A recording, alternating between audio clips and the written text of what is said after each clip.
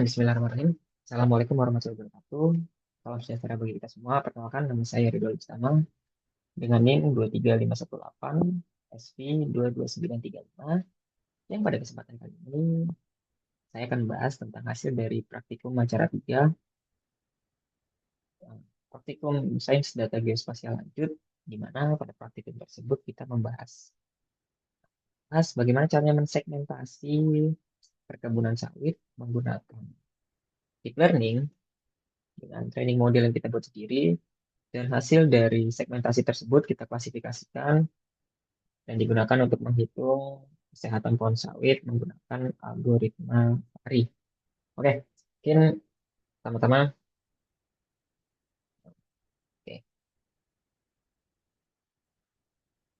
oke, mungkin sebagai gambaran besar um, dalam data science, uh, kita akan belajar tentang artificial intelligence yang akan dibagi lagi menjadi beberapa segmen, yaitu mungkin machine learning, ada NLP, natural language processing, ada speech, expert system, dan lain sebagainya. Di machine learning sendiri nanti akan dibagi lagi menjadi dua, yaitu ada deep learning dan juga predictive analytics. Jadi nanti uh, deep learning itu sebenarnya sama-sama neural network yang berfungsi untuk melakukan analisa yang didasarkan pada kebiasaan yang kita latih. Makanya dalam sebuah deep learning itu akan ada yang namanya training model. Oke, jadi sistemnya seperti ini. Pada deep learning kita akan masukkan data raw, lalu nanti pada data raw tersebut akan dilakukan pembagian dari eh, klasifikasi dan juga melakukan pencocokan antara tiap training-training sampel yang kita olah, lalu nanti akan menghasilkan eh, kesimpulan atau konklusi, yaitu berupa gambar itu atau bukan gambar itu. Oke, jadi, jadi pertama-tama saat pengolahan data, kita menggunakan eh, website atau situs yang bernama OpenAreal Map. Jadi OpenAreal Map itu seperti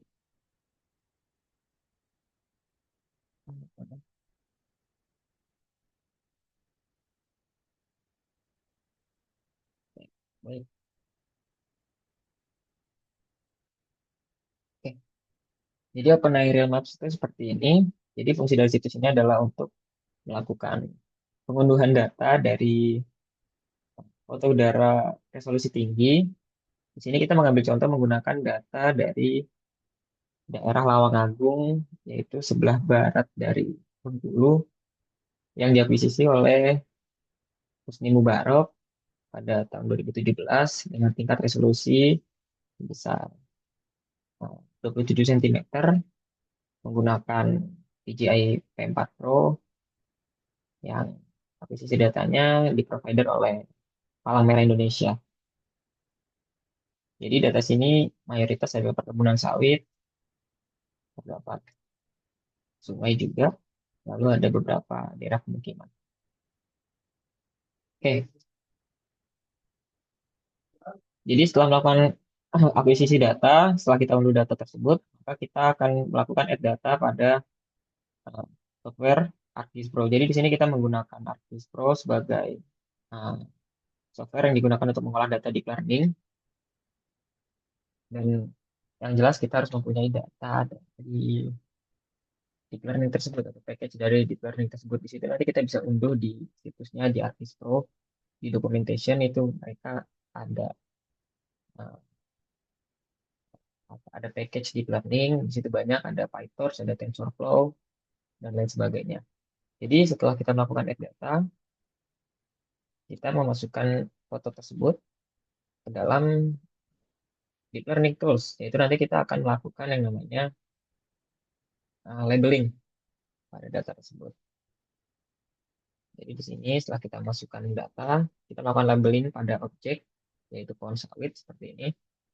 Dan untuk melakukan uh, labeling seperti ini, itu ada beberapa kriteria atau parameter yang memang harus diperhatikan. Contohnya adalah tidak membuat segmen dari poligon yang terlalu besar, karena nanti pasti akan eh, menghasilkan output yang jelek karena otomatis dengan terlalu besar juga nanti akan ada pixel-pixel yang ikut ke dalam segmentasi tersebut. Jadi diusahakan bahwa area yang kita segmentasi pada pohon sawit itu adalah area pohon sawitnya saja, pada area crown, pada area ujung-ujungnya saja.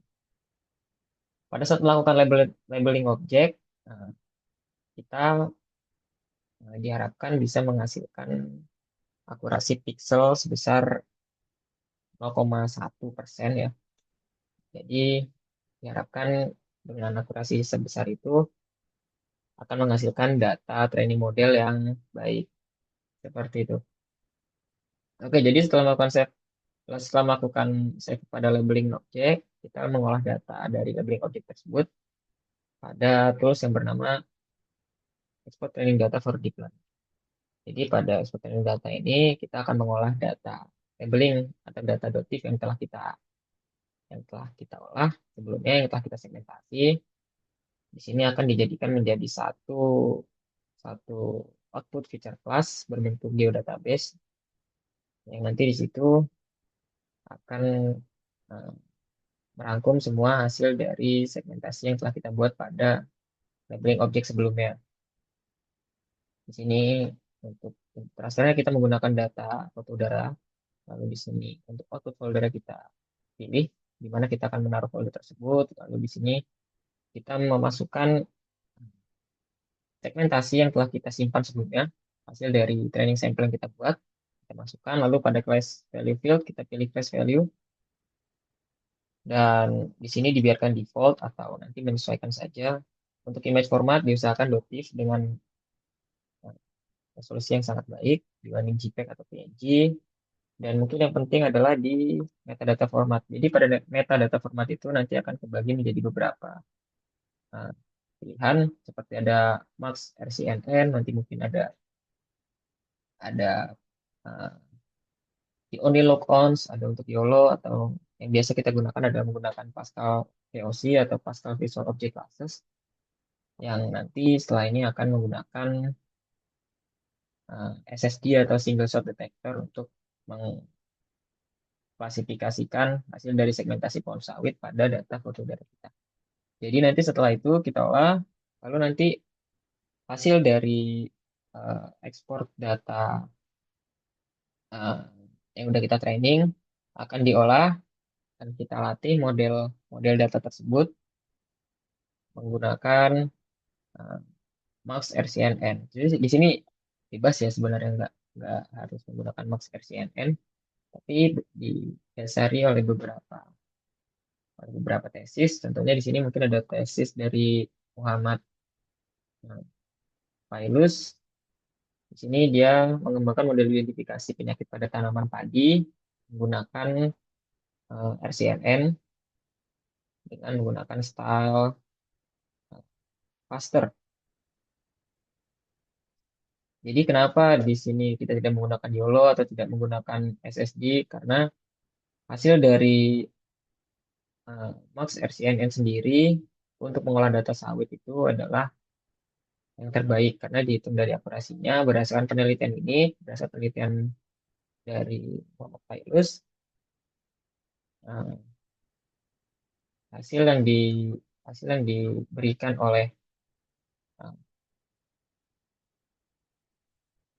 metode Max RCNN itu menghasilkan hampir 94% akurasi dibandingkan menggunakan format anotasi seperti VOC, Pascal VOC, atau ImageNet, atau YOLO, dan lain sebagainya. Tapi mungkin di YOLO itu ada versi YOLO V8 atau V11 jika kita menggunakan data jika kita menggunakan data hmm, akuisisi yang bagus, hasilnya mungkin bisa lebih tinggi, cuman dengan eh, konsekuensi bahkan akan lebih lama pengolahan datanya. Oke, jadi setelah kita olah data training deep learning modelnya, di sini kita masukkan data deep learningnya, kita gunakan model type untuk object detection yaitu Max RCNN dengan parameter seperti ini, parameter dibiarkan default. Jadi di sini nanti ada akan parameter seperti epoch atau ada ada batch size. Di sini epoch ini berfungsi untuk melakukan eh, training pada satu segmen. Misalkan kita ada 100 segmen. Di sini kita masukkan epoch sebesar 20. Maka tiap-tiap segmen itu akan diolah trainingnya, diolah modelnya sebanyak 20 kali. Jadi total nanti mungkin ada 2000 pengolahan, 2000 kali pengolahan pada satu kali olah data deep learning model.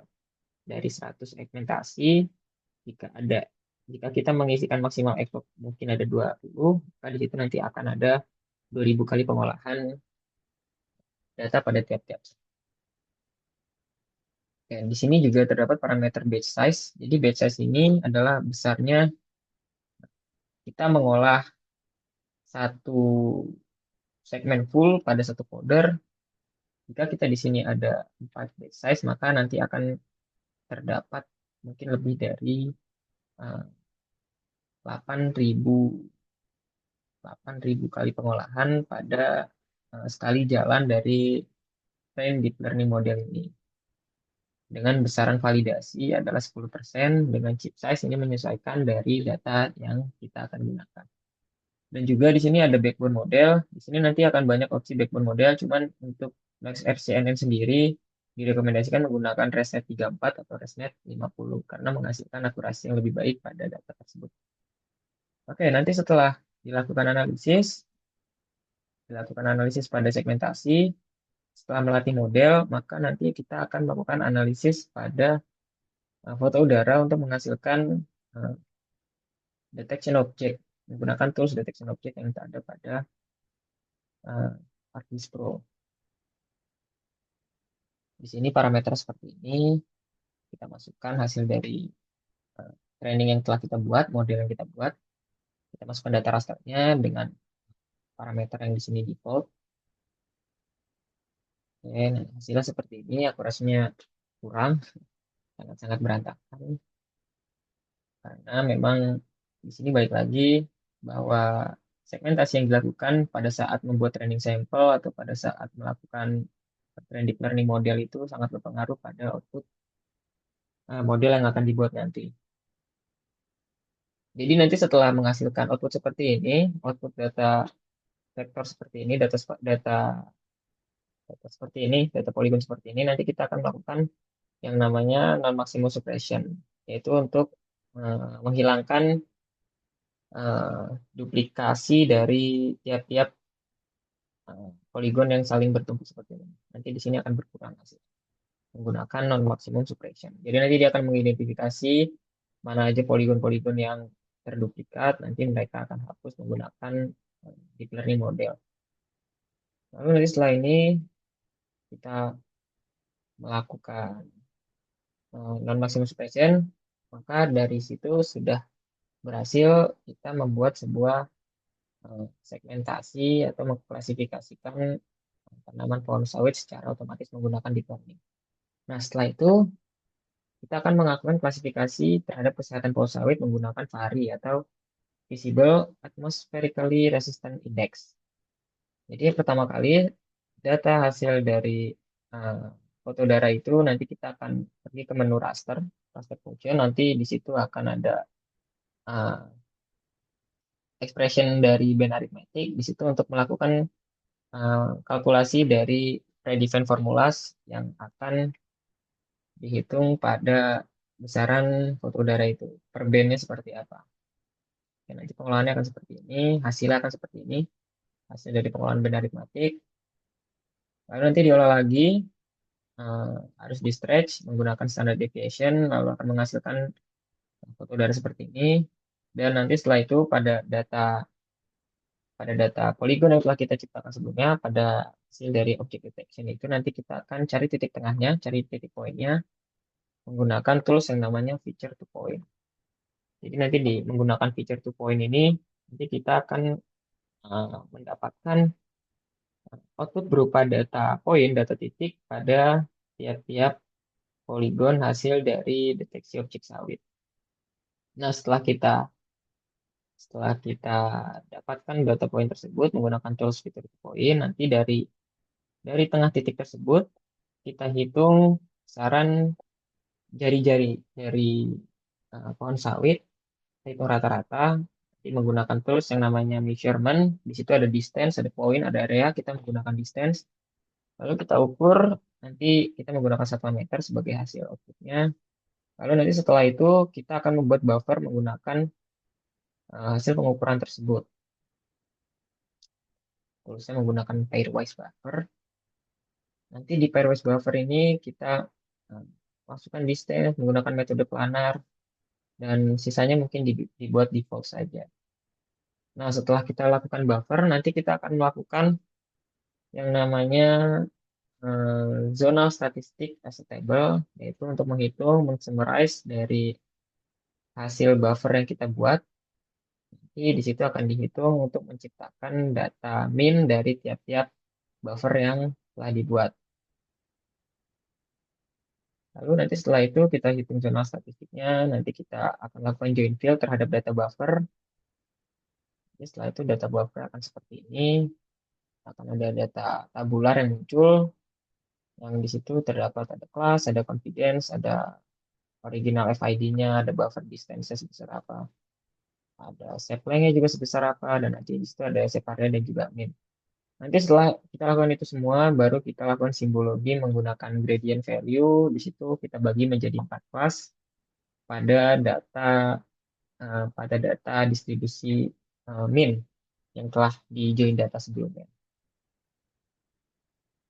Oke, mungkin di sini sedikit tambahan ya, bahwa hasil dari praktikum ini nggak cuman itu saja, tapi nanti ada yang namanya eh, metrik dari pengolahan data detection object learning. Jadi nanti di situ akan muncul, oke. Nah, di sini nanti akan muncul hasil dari seberapa bagus akurasi yang kita buat menggunakan training sampel sebelumnya. Di sini kita pada data sebelumnya menggunakan metode anotasi Max RCNN, menggunakan backbone ResNet 50, learning rate-nya ini seperti ini, training data dan validation loss-nya seperti ini. Di sini menghasilkan data yang cukup bagus ya dari grafik yang ditampilkan dengan average precision score itu sebesar 0,25. Ini cukup bagus untuk hasil 0,25. Dan ini adalah output sampel dari uh, ground truth atau hasil dari prediksi uh, deep learning model ya. Seperti ini. Dan di situ juga akan ada output dari epoch yang telah kita olah seperti ini. Di sini pada data pengolahan data sebelumnya dari 20 epoch, kita berhasil jalankan 9 epoch dengan average precision-nya di sini 00, tapi di sini terjadi peningkatan pada epoch kedua, ketiga, dan keempat sebesar 1,4, 1,5, ketiga, lalu di sini eh, pada epoch kelima sampai ke 8 ini terjadi stabilitas pada average precision-nya sebesar 0,25 sampai 0,28. Jadi mungkin itu saja yang dapat saya bahas, yang dapat saya sampaikan. Kurang lebihnya mohon maaf. Terima kasih. Wassalamualaikum warahmatullahi wabarakatuh.